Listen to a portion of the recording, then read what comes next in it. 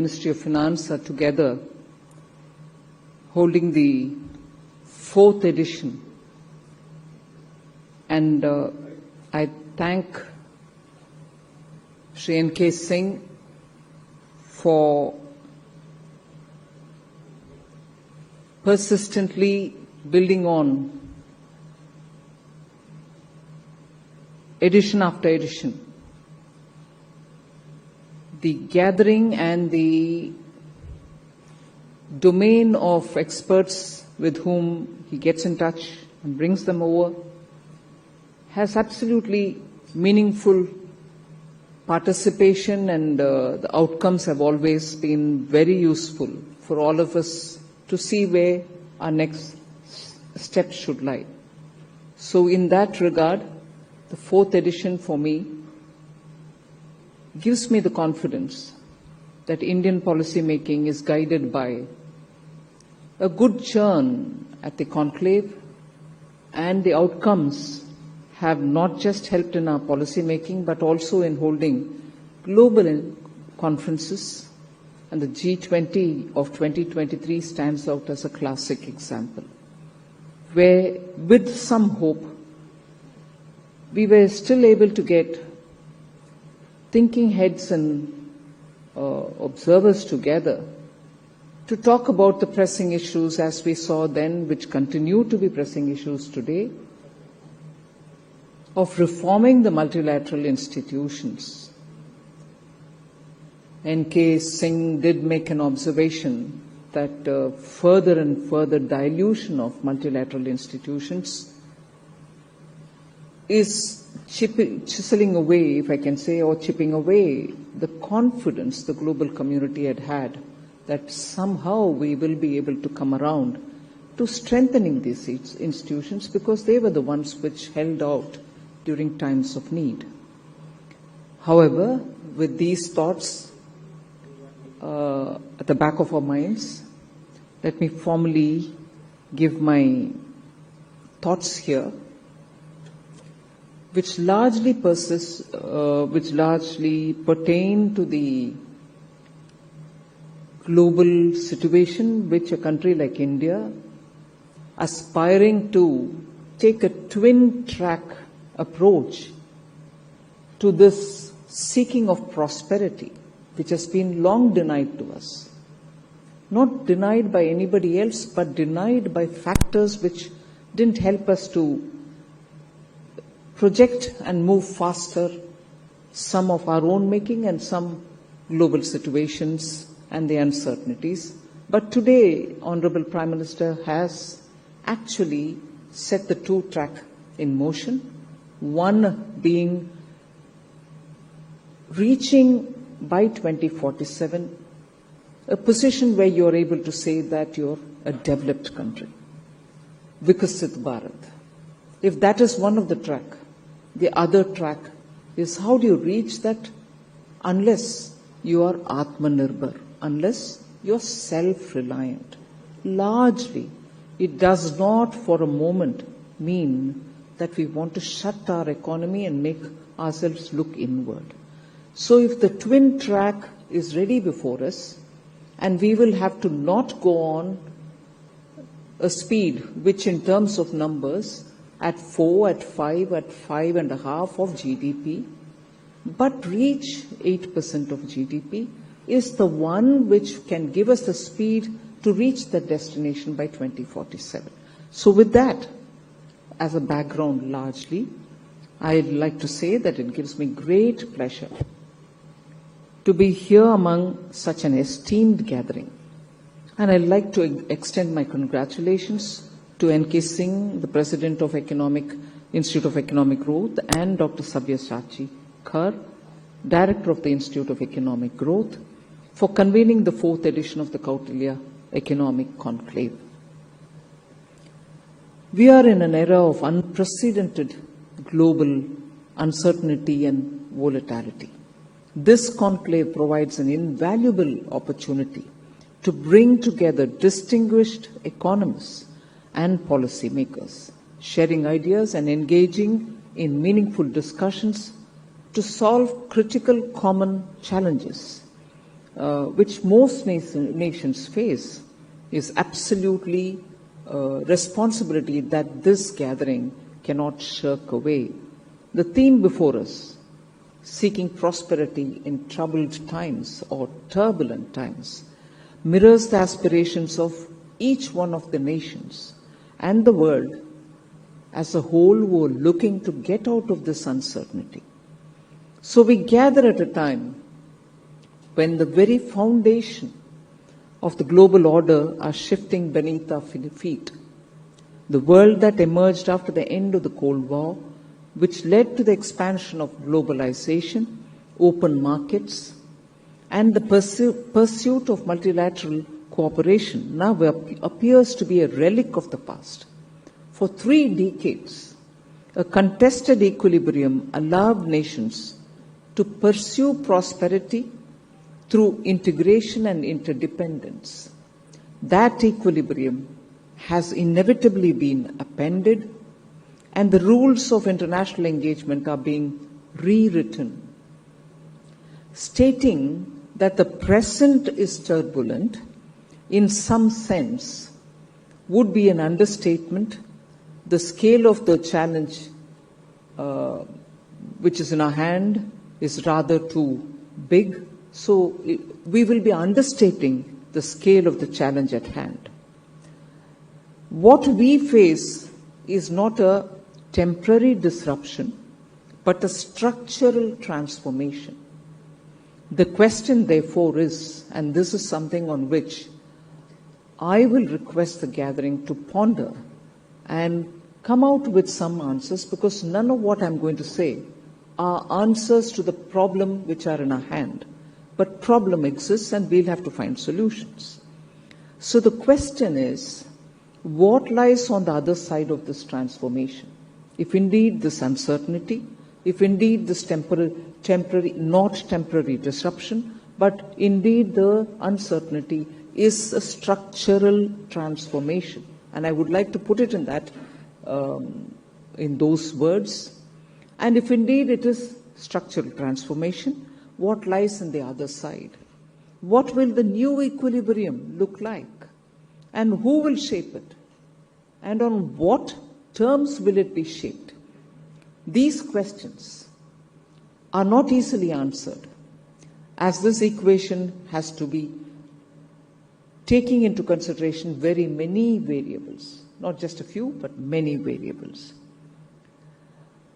Shifts that once transpired over decades are now condensed into months or even weeks.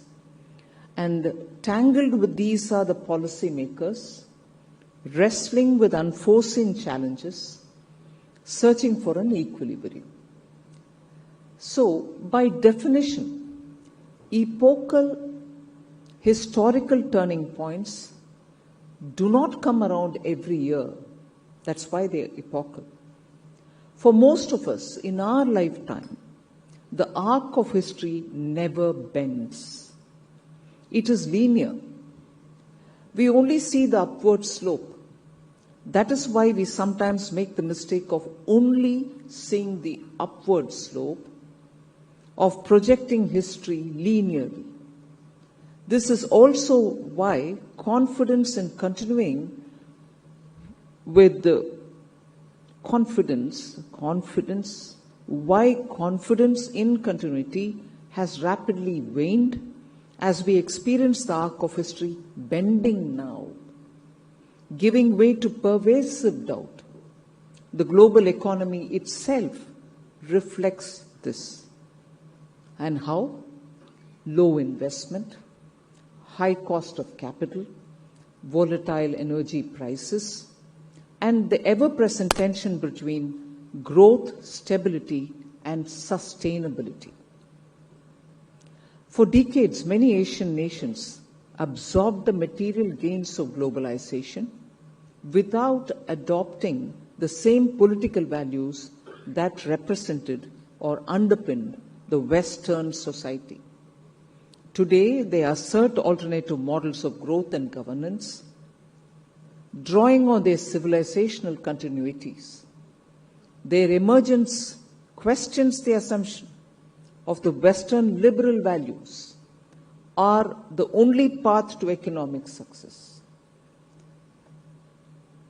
These nations have become central pillars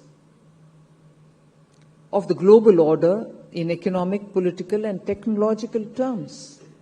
The absolute dominance once enjoyed by a hegemon is now contested. In this context, therefore, India's rise as a stabilizing force is neither accidental nor transient. Instead, it results from a powerful combination of various factors. Improved quality of capital expenditure and reining in inflationary pressures has been consistent. We have implemented strategic reforms that enhance the ease of doing business, promote financial inclusion, and improve the quality of life for the average citizen in the country. With the steady share of consumption and investment in the overall GDP over the years, India's growth is firmly anchored in its domestic factors, which minimizes the impact of external shocks on overall growth. As a result, the Indian economy is resilient, continues to grow sustainably. However, just as eternal vigilance is resilient, continues to grow sustainably. However, just as eternal vigilance is the price for liberty, eternal performance is the price of strategic independence. There is no room for complacency or self-regulation beyond a quiet confidence in our abilities to take the right decisions and to execute them. For many smaller developing nations, the current geopolitical environment poses fundamental questions. To be sure, there are risks and opportunities, but questions do loom large. Will the world remain unipolar? Or are we entering a truly multipolar age? If multipolarity is our future, what shape will it take? Will it be one of cooperative pluralism, where different models coexist? Or will it harden into rival blocs and spheres of influence? Getting back to the old jargon, forcing nations to pick sides. History offers no guarantees, but the possibility of a fragmented world with multiple centers of power and competing values appears to be more likely.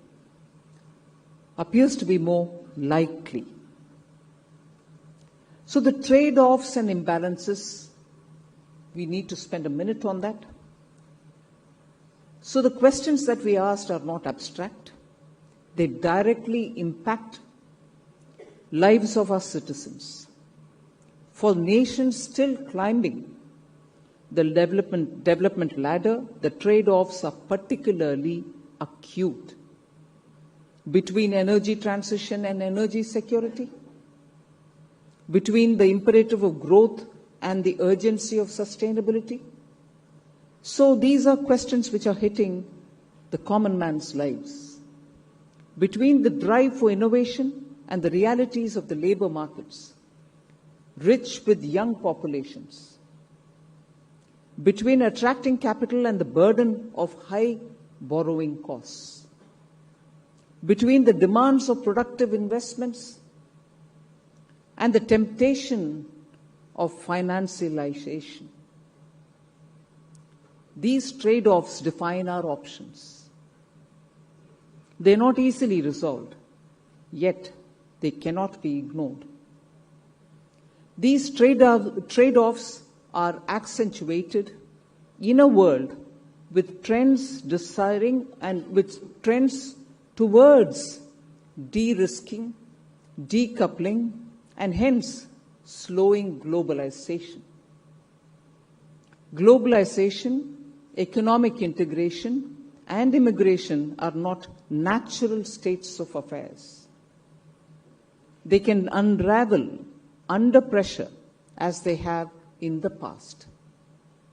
Today, we find ourselves in a shifting global landscape that resembles a zero-sum approach, in part, a consequence of the failures and limitations of the era of globalization that preceded it. So overlaying these in a world of profound imbalances, trade imbalances have hollowed out industries in some nations while creating overcapacity in others. Financial imbalances have concentrated wealth in speculative sectors while depriving the real economy of investment. Energy imbalances have made some societies chronically dependent on costly imports, even as others subsidize their industries with cheap, carbon-intensive power. Net zero commitments pursued with regard to trade-offs risk driving up costs for developing economies while constraining their growth. These imbalances have become structural features of our world, distorting incentives, fueling political discontent, and so on. So the task before us, therefore, is not simply to manage uncertainty, but to confront imbalances. We must ask ourselves, how can we build a global order where trade is fair, finance serves productive ends, energy is both affordable and sustainable, and climate action aligns with development imperatives? How can international institutions be reformed to reflect today's realities rather than yesterday's hierarchies? And crucially, how can the voices of developing nations, no longer marginalized in rulemaking, be amplified in shaping the future? The choices we face are stark, and already we see efforts to reimagine the global financial system itself. Innovations like stable coins are transforming the landscape of money and capital inflows. These shifts may force nations to make binary choices, adapt to new monetary architecture, or risk exclusion. Such developments underscore the scale of transformation which is underway. They also remind us that no nation can insulate itself from the systemic changes. Whether we welcome these shifts or not, we must prepare to engage with them. At the same time, geopolitical conflicts are intensifying. Sanctions, tariffs, and decoupling strategies are reshaping global supply chains. For India, these dynamics highlight both vulnerability and resilience. Our capacity to absorb shocks is strong, while our economic leverage is evolving. Our choices will determine whether resilience becomes a foundation for leadership or merely a buffer against uncertainty. So in conclusion, history teaches us crises often precede renewal. The fragmentation we see today may give rise to more sustainable and unforeseen forms of cooperation. The challenge is to ensure that inclusive principles shape cooperation. For developing countries, this is a necessity, not just a romantic aspiration. We cannot afford to be passive spectators. in a world where decisions elsewhere determine our destinies. We must be active participants, shaping outcomes where possible and preserving autonomy where necessary. As we reflect on these issues, let us recognize that many of these questions I have raised today may not have clear answers. Indeed, it may be unwise to seek definitive answers at this stage. The value of this gathering lies precisely in its capacity to wrestle with uncertainty, recognize and examine imbalances, deliberate on trade-offs, particularly those of our time, and be open to the possibilities we may not have considered earlier. This must be the guiding vision for our takeaways from these 3-day conference. The themes before us are not isolated strands. They are a part of a single large tapestry. How we interpret this tapestry and how we choose to act with it will shape the contours of our century. It is a big ask and a big task. As more often than not, we tend to have a natural conflict of interest when contemplating adverse scenarios. If we accept them as possibilities, we must act and drastically refashion our lives. However, we must ask difficult questions and address their profound implications. If we are to make sense of seemingly inexplicable events, we have to stretch our mental faculties more than usual. Let us, therefore, treat this moment not only as a crisis but as an inflection point. Let us converse not only to ponder upon what future awaits us, but also to lay out the contours of the future we wish to create. And let us proceed with humility, that while history may sweep in wide arcs, the choices we make today will decide whether its currents carry us or help steer its course. Above all, let us weigh every possible option with intent and strive for constructive dialogue. In doing so, I think we'll ensure that the outcomes of this gathering can help sharpen our clarity and cast light on the shadows of an uncertain future.